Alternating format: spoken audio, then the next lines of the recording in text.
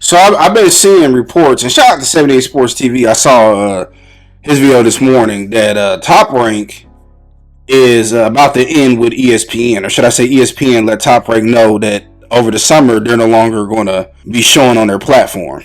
Now ESPN has been in boxing since I don't know, God knows how long. I remember actually watching the dude that unfortunately deleted Max Kellerman brother, James Butler, when he hit Richard Grant. I was watching that live. And what year was that? That might have been 01, either 2000 or 2001. I'm trying to remember. But I remember when he got hit, I was like, oh shit, you know. But those are the type of that's how long ESPN. It's been 01. I'm tripping. They've been in boxing way before that, you know, and they're just another big platform that's leaving boxing. You know, growing up, I remember it was HBO and Showtime. Even a little bit before me in the 80s, it was ABC, and boxing used to be the big three: boxing, baseball, and horse racing. And you know, you got people like Jack Dempsey and Jack Johnson and the Joe Louis and the Armstrong. It's so many different people out there that helped push the sport of boxing, and they were making more back in the 20s and 30s and the 1910s more than presidents and other athletes combined. I think Jack Dempsey made more in one or two fights than Babe Ruth did in his whole career. There's always been a lot of greed in boxing, and at least back then the best used to fight the best, but now it's so much cherry picking, it's so much ducking and dodging that now these they're not making any more money. HBO pulled out. HBO's been in boxing since at least the early 1980s. It is Showtime, and I remember they were the big two, and now both of them are gone. And then it's like, okay, well, ESPN, you know, they picking up the slack, and they were the reason why I even got the ESPN Plus.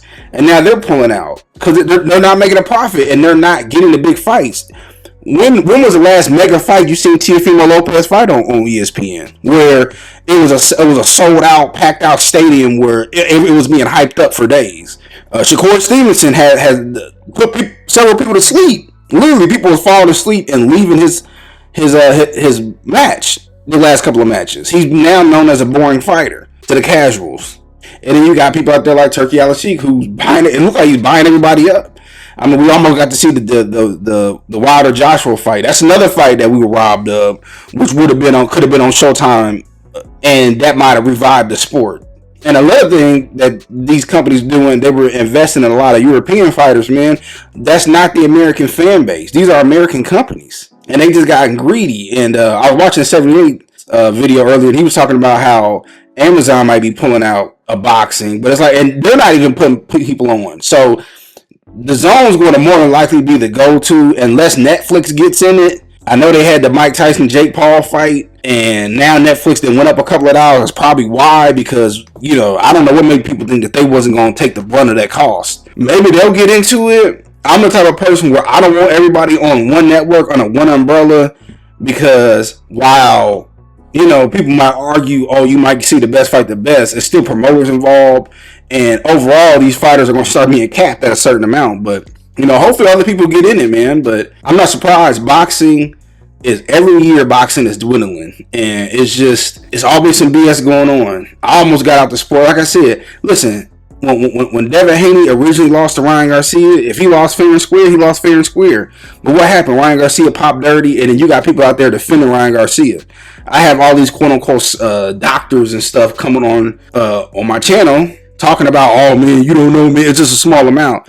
But don't we want to clean up the sport of boxing? Like, boxing has become a circus. The fact that Jake and Logan Paul are pretty much the biggest attractions in boxing lets you know how far they have fallen. Could you see The Rock, as big as a movie star as he is, he would have never made an NFL. If he did, he would have been an average guy, if he even did that. But when it comes to boxing, it has become a mockery. And during the Floyd Mayweather era, the fact that he sold his whole career on not taking losses, then you got fighters coming in now they scared to lose. So what's happened? We see people ducking and dodging each other. There is no reason why Tank and Shakur have not fought. Tank is basically a 31 year old prospect, but yeah, he's a superstar. He's a gatekeeper, and he puts butts in the seats, quote unquote.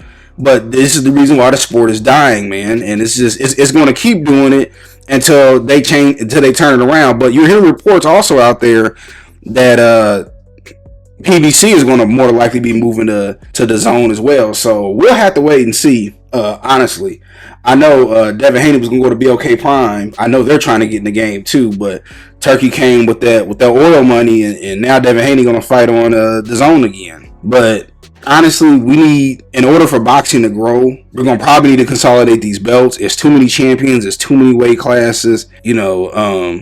There's too many politics going on, and I understand to a degree to help build up a fight, but it should not take 6 years. We should have watched Floyd and Manny Pacquiao honestly fight in 2009, no later than 2010. But what happened? The fight came on in 2015 when Earl Spence was calling out, or Terrence Crawford was calling out Earl Spence. I think that was 2017, 2018. We should have got that fight before the pandemic.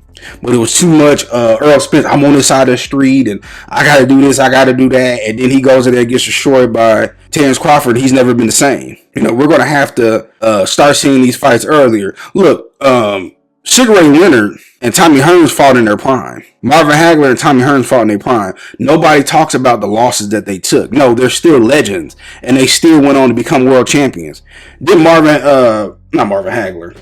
Didn't Tommy Hearns go? He moved up several weight classes, all the way from middleweight, I think, to 175, light heavyweight. He might have been at welterweight too. I have to go back and check, but nobody really talks about the losses that he took, or a Sugar Ray Leonard. Leonard got whooped by Roberto Duran, came back and beat Roberto Duran, and was still the A side. He had all these commercials and endorsements in the 1980s, and he was the highest paid fighter. Nobody talks about the L's that Mike Tyson fought. And to be truthful, who did Mike Tyson actually beat that was on his level at the same amount? But people don't care about that. People just care about how you perform in the ring at that moment. All this ducking and dodging, man, it does nothing but hurt the sport. Could you imagine this past Super Bowl where the Kansas City Chiefs and the Philadelphia Eagles both just stayed as AFC and NFC champions and said that they were the champions of football? No, the best got to fight the best, man. Everybody takes an L. Even back in 2008, New England,